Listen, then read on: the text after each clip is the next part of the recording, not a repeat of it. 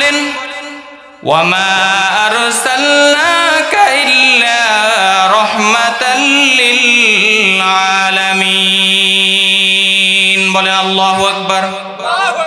আল্লাহ পাক রব্বুল আলামিন আমাদের নবী মুহাম্মদুর রাসূলুল্লাহকে এই দুনিয়ায় প্রেরণ করেছেন মানুষের জন্য রহমত স্বরূপ বানিয়ে, মানুষের কল্যাণের জন্য, হেদায়েতের জন্য, যাতে করে পৃথিবীর মানুষ এই কথা বলতে না পারে আমরা কোনো নবী পাই নাই, কোনো রসুল পাই নাই, কোনো আলেম পাই নাই, ইসলাম বুঝার মতো আমাদের কোনো স্মরণ শক্তি ছিল না, কেউ আমাদেরকে দিন শিক্ষা দেয় নাই, আল্লাহ সম্পর্কে কেউ আমাদেরকে বলে নাই। এটা এই জন্য আল্লাহ তাআলা তার নবী মুহাম্মদুর রাসূলুল্লাহকে দুনিয়ায় প্রেরণ করেছেন। আল্লাহ পাক রব্বুল আলামিন এক আয়াতের মধ্যে বলেন, কুল বিফাদলিল্লাহি ওয়া বিরহমাতিহি ফাবিযালিকা ফালইফরাহু হুয়া খায়রুম মিম্মা ইয়াজমাউন। আল্লাহ পাক রব্বুল আলামিন বলে, ও দুনিয়ার বান্দাবান্দিরা, আমি মুহাম্মদুর রাসূলুল্লাহকে দুনিয়ায় প্রেরণ করেছি। এখানে ফজল এবং রহমত দ্বারা বোঝানো হয়েছে কোরআন এবং ইসলাম গ্রহণ করার তৌফিক। কিন্তু আমার বেদাতি ভাইরা এটার অর্থ করে ঈদে মিলাদুন নবী আর জশ্নে জুলুস।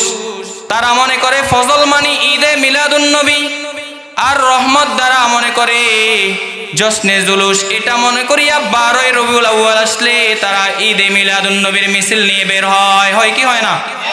কিন্তু তাফসীর করেছেন হযরত আব্দুল্লাহ ইবনে আব্বাস রাদিয়াল্লাহু তাআলা বলেছেন, ফজল মানে হলো কোরআন, রহমত দ্বারা বলেছেন ইসলাম গ্রহণ করার তৌফিক। আর আল্লাহ তাআলা বলেছেন যাকে কোরআন দিয়েছি এবং ইসলাম গ্রহণ করার তৌফিক দিয়েছি, কুল বিফাদলিল্লাহি ওয়া বিরহমাতিহি ফাবিযালিকা ফালইফরাহু হুয়া খায়রুম মিম্মা ইয়াজমাউন। আমি এই দুইটা নিয়ামত তোমাদেরকে দিয়েছি, এই দুইটা নিয়ামতের বেশি বেশি করে তোমরা শুকরিয়া আদায় করো। এই জন্য শায়ের কবির ভাষায় বলেন, সদজুদাস রহমাতাল লিল আলামিন মসজিদে ও শুদহামারো ইয়ে জমিন। আল্লাহ তাআলা মুহাম্মদুর রাসূলুল্লাহর জন্য সারা দুনিয়াকে বানাইছেন মসজিদ হিসাবে, আর সারা দুনিয়ার জন্য বানিয়েছেন মুহাম্মদুর রাসূলুল্লাহকে। বলেন সুবহানাল্লাহ। এই নবীকে আমরা আমাদের জীবনের চাইতেও বেশি ভালোবাসতে হবে। আমি আপনাদেরকে আজকে বুঝাবো সাহাবায়ে কেরাম তাবেঈনেরা নবীকে কেমন ভাবে মুহাব্বত করতেন আর আমরা কেমন ভাবে মুহাব্বত করি। আল্লাহর নবী জনাব মুহাম্মদুর রাসূলুল্লাহকে তারা কেমন ভালোবাসতেন। এক এক সাহাবীর দিকে তাকাইলে আমরা বুঝতে পারবো তাদের কত ত্যাগ ছিল নবীর পিছনে, নবীকে ভালোবাসার পিছনে। হযরত হানজালার দিকে তাকান, হযরত তালহা রাদিয়াল্লাহু তাআলা নূর দিকে তাকান।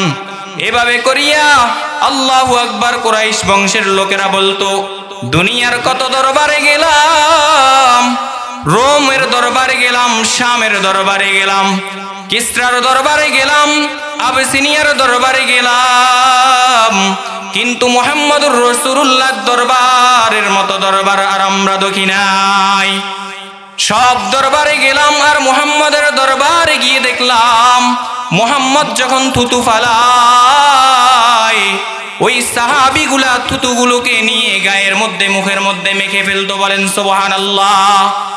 এরকম ভাবে মুহাম্মদ যখন ওযু করে ওই ওযুর পানি ফোঁটাগুলা নেওয়ার জন্য সাহাবায়ে কেরাম পাগল পারা হয়ে যাইতেন, মনে হয় যুদ্ধ চলতেছে, যুদ্ধ। একটা ফোঁটা ওযুর পানি নেওয়ার জন্য শুধু এগুলা পান করবেন। একবার হযরত মুহাম্মদ মুস্তাফা সাল্লাল্লাহু আলাইহি ওয়াসাল্লাম তিনি সিঙ্গা লাগাইলেন। আমাদের দেশে সিঙ্গা দেয় কি দেয় না। এই সিঙ্গা লাগানোর পর রক্ত বাইর হইল। রক্তগুলাকে আব্দুল্লাহ ইবনে জুবাইরকে দিয়ে বলতেছো, আমার সাহাবী আব্দুল্লাহ ইবনে জুবাইরের দিকে আসো, এই রক্তগুলাকে নিয়া তুমি কোথাও ফুতে ফেলো অথবা ফালাই দিয়ে আসো। আব্দুল্লাহ ইবনে জুবাইর কিছুক্ষণ পর রক্তগুলা হাতের মধ্যে নিয়া তিনি এগুলা পান করে ফেললেন, খেয়ে ফেললেন। এরপরে আসার পরে বললেন, আব্দুল্লাহ ইবনে জুবাইরের দিকে আসো, রক্তগুলা কি করেছো? ওগো নবীজি, এগুলা আমি পান করে ফেলেছি। আল্লাহর নবী বলে, ও আব্দুল্লাহ ইবনে জুবায়ের, আমার এই রক্তগুলা যার শরীরে ঢুকেছে, যে এই রক্তগুলা পান করেছে, তার শরীর জাহান্নামের আগুন কখনো স্পর্শ করবে না। বলেন আল্লাহু আকবার। এরকম ভাবে আল্লাহর নবীকে তারা কেমন ভালোবাসতো আর আমরা কেমন ভালোবাসি। মদিনার নবী মুহাম্মদুর রাসূলুল্লাহ সাল্লাল্লাহু আলাইহি ওয়াসাল্লাম বলেন, লা ইউমিনু আহাদুকুম হাত্তা আকুনা আহাব্বা ইলাইহি মিন ওয়ালিদিহি ওয়া ওয়ালাদিহি ওয়ান নাসি আজমাইন। ও দুনিয়ার উম্মতেরা, শুনো শুনো, তোমরা নবীকে তোমাদের ছেলে সন্তান বাপ দাদা সম্পত্তি থেকেও বেশি মহাব্বত করতে হবে। এই জন্য নবী দুনিয়ার সকলের জন্য রহমত আর হেদায়েত। এই জন্য সঙ্গীত শিল্পী যারা তারা বলে, রহমাতুল লিল আলামিন নবী কোরআনে প্রমাণ, রহমাতুল লিল আলামিন নবী কোরআনে প্রমাণ। আশিকি বিনে কে বুঝিবে আমার দয়াল নবীর শান। সবাই আমার সাথে বলেন, রহমাতুল লিল আলামিন নবী কোরআনে প্রমাণ। আশিকি বিনে কে বুঝিবে আমার দয়াল নবীর শান। উম্মত বিনে কে বুঝিবে আমার মায়ার নবীর শান। নবী আমার মদিনার এই বুলবুল, নবী আমার মদিনার এই বুলবুল, আমার আল্লাহ ভালোবেসে নামটি দিলেন হাবিবে রাসূল। ঠিক কিনা? নবী আমার মদিনার এই বুলবুল, আমার আল্লাহ ভালোবেসে নামটি দিলেন মুহাম্মদ রাসূল। ওই নবীকে ভুল বুঝিলে, ওই নবীকে ভুল বুঝিলে থাকবে না ঈমান। আমার আল্লাহ ভালোবেসে নামটি দিলেন হাবিবে রাসূল। সবাই বলেন আল্লাহু আকবার। ও বন্ধুগণ, ভাইরা আমার, ভালো করে শুনিয়া নাও। ওই মদিনার নবীর কথা বলতেছিলাম, যেই নবী উম্মতের জন্য ফিকির করতে করতে তায়েফের ময়দানে দান শহীদ করেছিলেন। ওই নবীকে সাহাবায়ে কেরাম কেমন ভালোবাসতো। হযরতে হানজালা রাদিয়াল্লাহু তাআলা আনহু আল্লাহর নবীকে কেমন ভালোবাসতো। নতুন বিবাহ করেছে হানজালা, বাসর রাত্র থেকে নবীর জন্য যুদ্ধ করতে চলে গেছে। শুনেছে কে জানি বলতেছে, কুতিলা মুহাম্মদ, কুতিলা মুহাম্মদ, মুহাম্মদকে রক্তাক্ত করা হয়েছে, হত্যা করা হয়েছে। বাসর রাত্র থেকে এই কথা শুনিয়া পানের বিবিকে বলতেছে, বিবি, ও আমার পানের বিবি, আমার তরবারিটা দাও। কে জানি বলতেছে আমার মুহাম্মদ দুনিয়ায় নাই। বিবি বলতেছে, পানের স্বামী আমার, ও স্বামী গো, ওই আপনি তো বাসর রাত্রে ছিলেন, গোসলটা একটু করে যান। স্বামী বলতেছে, বিবি আমার, মুহাম্মদ দুনিয়ায় নাই, আমি গোসল করে কাকে দেখাবো, কার জন্য গোসল করব? আমার তরবারিটা তাড়াতাড়ি দাও। বিবির থেকে বিদায় নিয়ে তরবারিটা হাতে নিয়ে চলে গেল উহুদের ময়দানে। যুদ্ধ করতে করতে ওই সাহাবী রক্তাক্ত হয়ে গেল। আল্লাহু আকবার, হানজালা শহীদ হইয়া গেলেন। বলে আল্লাহু আকবার। এবার আল্লাহর নবী সব শহীদদের লাশগুলাকে খুঁজে খুঁজে বলতেছেন, ও আমার সাহাবীরা, আমার জন্য যারা যুদ্ধ করেছে, জিহাদ করেছে, এই শহীদের লাশগুলাকে ধুতে হবে না, ধোয়ানো লাগবে না, এদেরকে কাফন পরাইয়া কবরে দাফন করিয়া ফেল। এবার কোথা থেকে দৌড়ে আসলো হানজালার বিবি, দৌড়ে আসিয়া বলতেছে, ওগো মদিনার নবী, ভালো করে শুনিয়া নেন, আমার স্বামী হানজালার লাশটাকে একটু গোসল দিয়া দেন, কারণ আমার স্বামী হানজালা বাসর রাত্র থেকে দৌড়ে চলে আসছে আপনার জন্য, যুদ্ধ করার জন্য। এবার নবী সাহাবীদেরকে বলতেছে, এর সাহাবীরা আমার সাহাবী হানজালার লাশটাকে একটু বাইর করা। এবার সবগুলা লাশকে গুনতে লাগলো, কোথাও হানজালার লাশকে খুঁজে পাওয়া যায় না। এবার বিবি এই দিক থেকে কাঁদে, বলতেছে আল্লাহ মনে হয় আমার স্বামী নাফাকি অবস্থায় যুদ্ধ করেছে, এই জন্য আমার স্বামীর লাশটাকে গায়েব করে ফেলা হয়েছে। আল্লাহ মনে হয় অসন্তুষ্ট হয়ে গেছে। নবীও এই দিকে পেরেশান হয়ে গেল, কোথায় গেল হানজালার লাশ। এবার আল্লাহর নবীকে জিব্রাইল আলাইহিস সালাম উপর থেকে বলতেছে, ওগো নবী, ওই আকাশের দিকে তাকান, সব শহীদেরা এক হয় না, সব শহীদেরা এক হয় না। ওই যে দেখেন হানজালার লাশ আকাশে উঠাইয়া আল্লাহ কুদরতি পানি দ্বারা গোসল করাইতেছে। বলেন আল্লাহু আকবার। ও ভাইরা আমার, ভালো করে শুনিয়ে নেন, এই হানজালা রাদিয়াল্লাহু তাআলা কেমন পাগল ছিলেন। এবার কিছুক্ষণ পর যখন লাশগুলাকে কবরে নামানো হবে, কিতাবের মধ্যে লিখেছে হানজালার দাড়ি মুবারক থেকে পানি জর্জর করে চুল থেকে মাথা থেকে ফুটতেছে, মনে হচ্ছে কে জানি টাটকা ভাবে গোসল দিয়া এখানে রাখি দিছে। বলেন সুবহানাল্লাহ। এভাবে করিয়া করিয়া আল্লাহু আকবার, সাহাবায়ে কেরাম নবীকে ভালোবেসেছে। এরকম ভাবে আরেকটা ছোট্ট শিশু সাহাবী হযরতে তালহা রাদিয়াল্লাহু তাআলা, তালহাকে বারার রাদিয়াল্লাহু তাআলা নবীর দরবারে নিয়ে এসেছে। এই যে মুহাম্মদুর রাসূলুল্লাহ, এটা আমার সন্তান তালহা। আল্লাহু আকবার। তালহা কালিমা পড়ে মুসলমান হয়েছে রাসূলের দরবারে। মুসলমান হওয়ার পর বাবাই চলে যায়, ছেলে আমার আসো, আমার সাথে চলো। তালহা বলে, বাবা তুমি যাও, মুহাম্মদের সাথে আমার কিছু স্পেশাল আলোচনা আছে। বলেন আল্লাহু আকবার। এবার ওই ছোট্ট শিশুটা আল্লাহ বলতেছে, ওগো নবীজি, মুসলমান তো বানাইলেন, কিন্তু আপনি নবী আমাকে এমন একটা উপদেশ দেন যেই উপদেশটা আমি তালহা পালন করতে পারি। এবার আল্লাহর নবী তালহাকে পরীক্ষা করার জন্য এটা একটা উপদেশ দিলেন। বলতেছে, ওই যে তোমার বাবা চলে যাচ্ছে বারার, তুমি তোমার বাবার গর্দানটা আমাকে এখনই এনে দাও।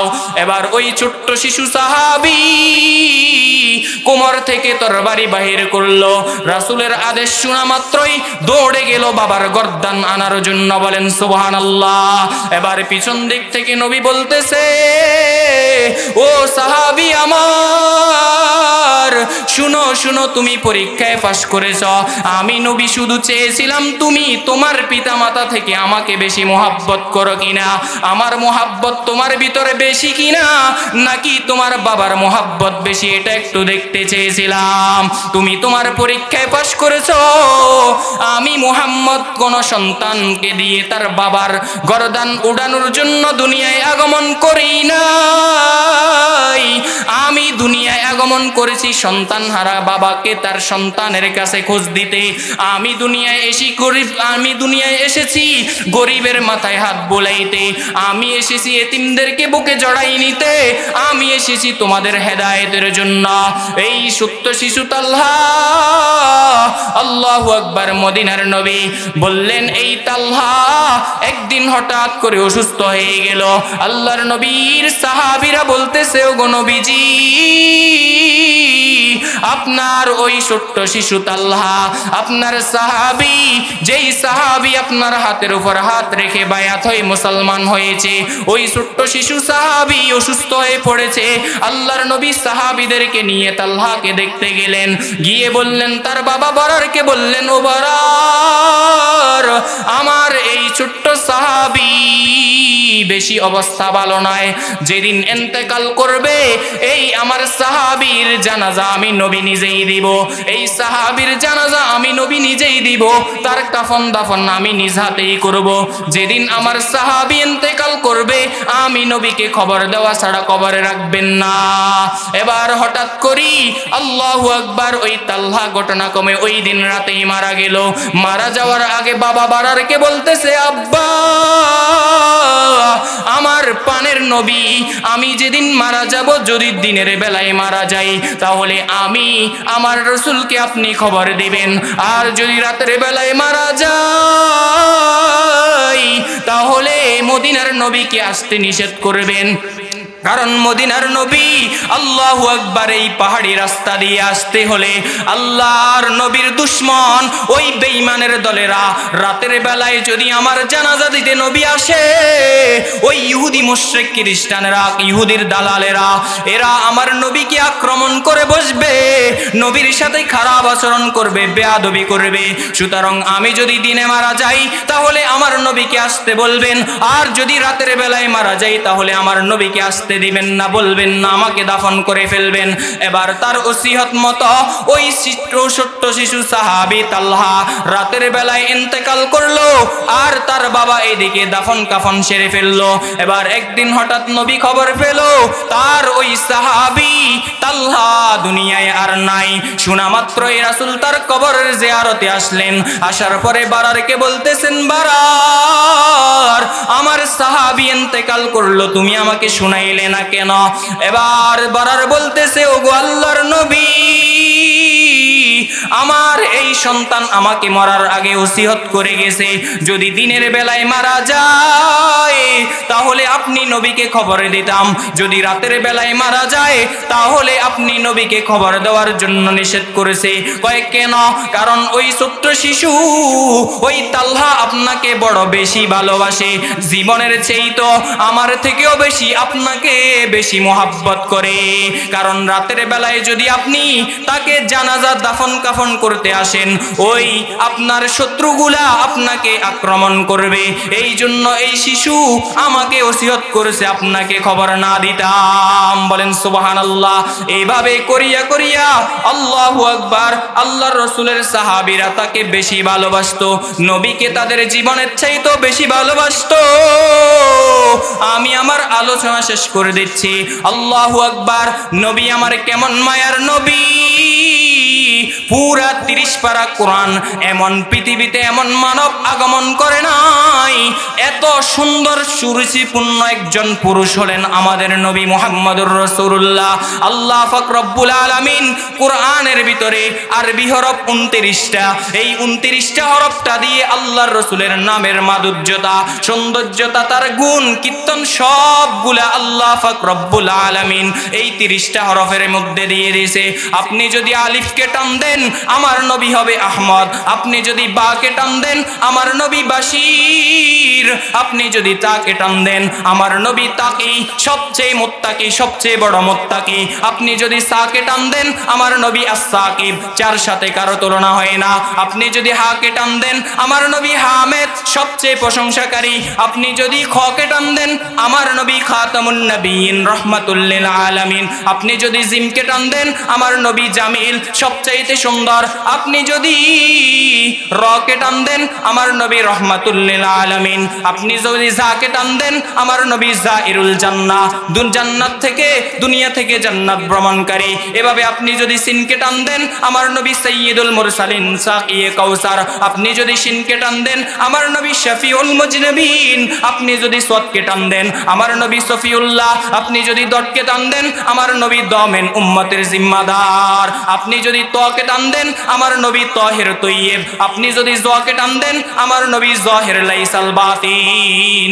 আপনি যদি আইনকে টান দেন আমার নবী আব্দুল্লাহ, আজিজা আব্দুল্লাহ। আপনি যদি গয়নকে টান দেন আমার নবী গুয়ুর। আল্লাহর নবী বলে আনা গিয়ারুকুম, আমি তোমাদের মধ্যে সবচাইতে আত্মমর্যাদাওয়ালা। আল্লাহ তাআলা আমাদেরকে বুঝার এবং আমল করার তৌফিক দান করুক। সকলে বলেন আমিন।